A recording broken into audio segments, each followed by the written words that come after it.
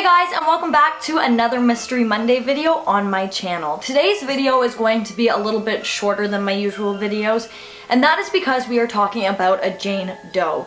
Now, I usually don't do Jane and John Does on this channel very often. I think I've only ever done one other one.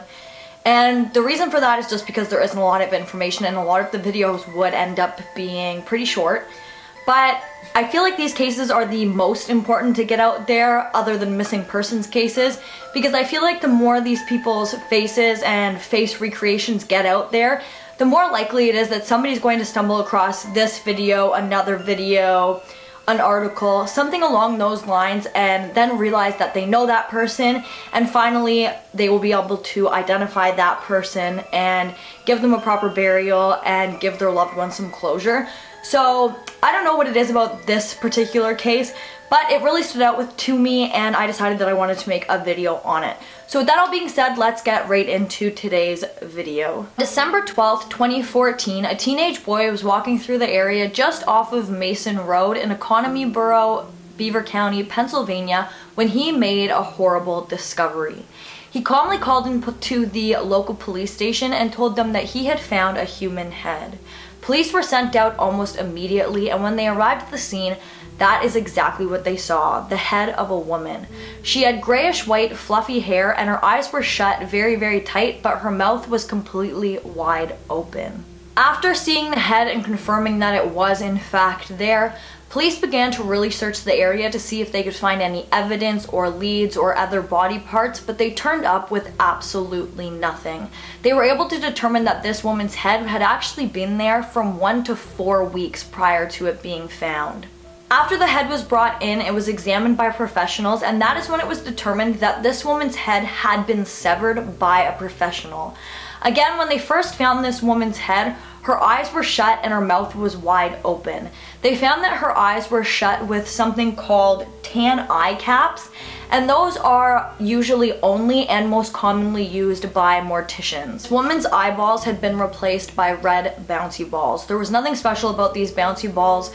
They were just your average bouncy balls that you get out of one of those machines where you put the quarter in and the bouncy balls come out. And again, little red bouncy balls are very generic. Kids play with them a lot.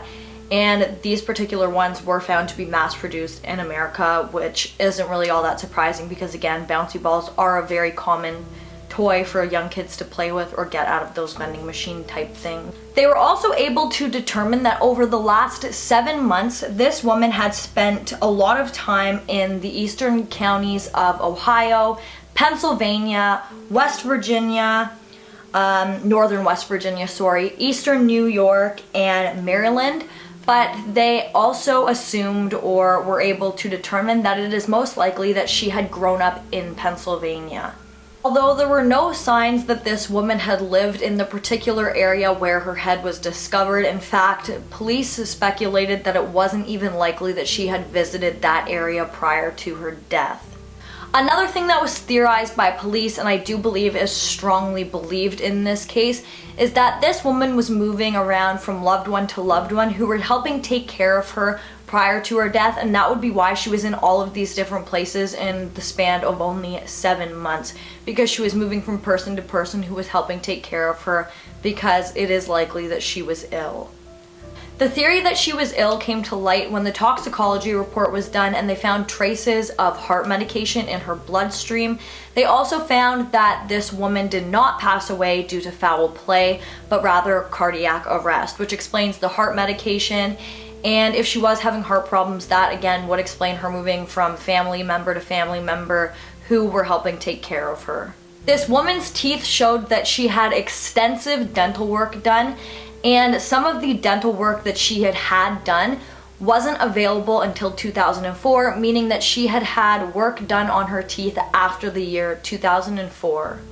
After finding a small amount of usable DNA, police hoped that they could test this and they would find out this woman's identity and be able to give her back to her loved ones and she could get a proper burial. But unfortunately, when they tested out this woman's DNA, she was not in the database, so she still remains unidentified.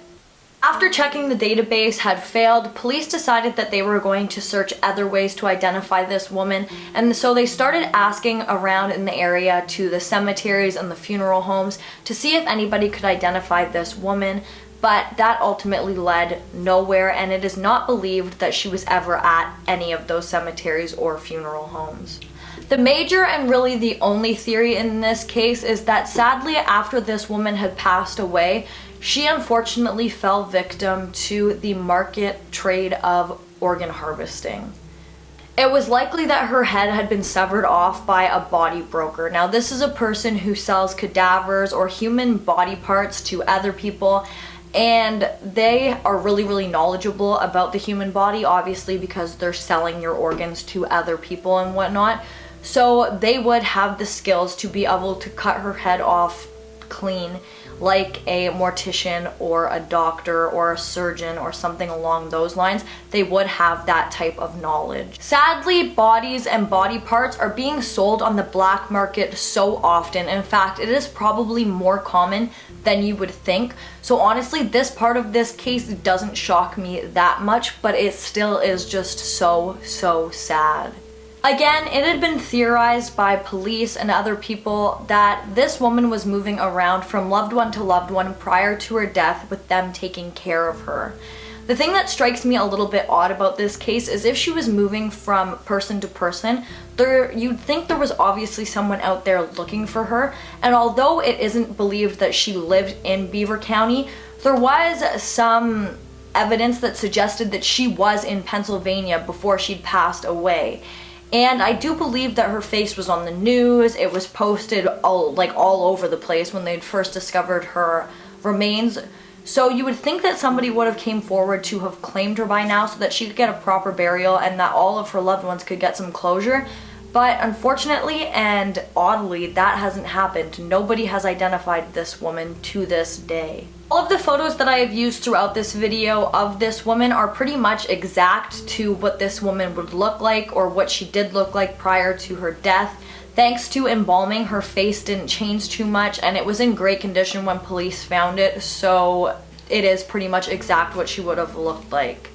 This woman was estimated to be between the ages of 50 to 80 years old. She again had grayish whitish hair and was a Caucasian female.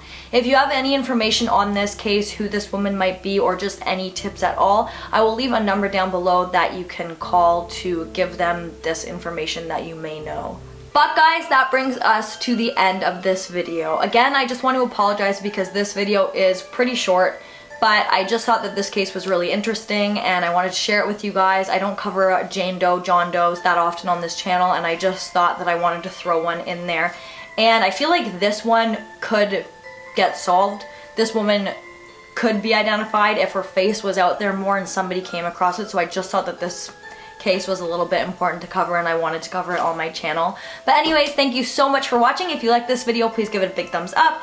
Don't forget to comment down below what you'd like to see in my future videos, and don't forget to subscribe and turn on that notification bell so that you don't miss any future videos from me. Thank you so much for watching, and I'll see you in the next one. Bye guys!